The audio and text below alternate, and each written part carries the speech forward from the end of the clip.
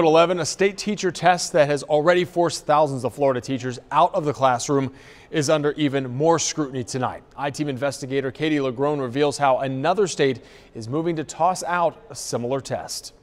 We've now learned a surge of failures on a state teacher licensing exam recently forced the state of North Carolina to take a closer look at its test. And what they found not only didn't fly, but now it has Florida lawmakers wondering if the same problem is causing the rise in failures here.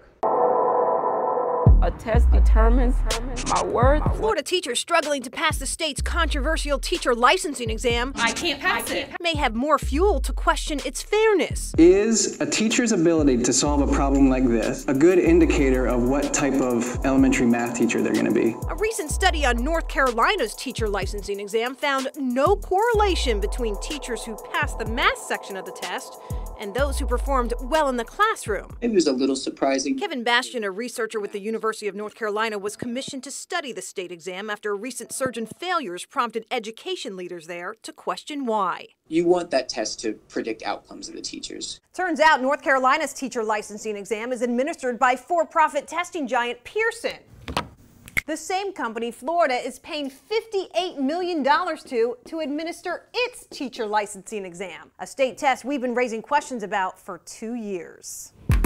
Since the test was revised in 2015, we found a surprising surge in failures, causing statewide fallout. This summer alone, we discovered more than 1,000 Florida teachers were fired for failing the test. When you have a number of 1,000 teachers who cannot return to the classroom to teach because of a test, that's a problem. It's become a statewide crisis. Florida lawmakers on both sides of the aisle, I think that it's critical that we get this done. are committed to now changing. Representative Byron Donalds leads a state education committee and says updating Florida's exam is a top priority, from lowering its fees to reevaluating what's on it. If you're going to be teaching mathematics, in all honesty, does your passage on the English language arts portion make sense if you're never going to teach English language arts in the classroom?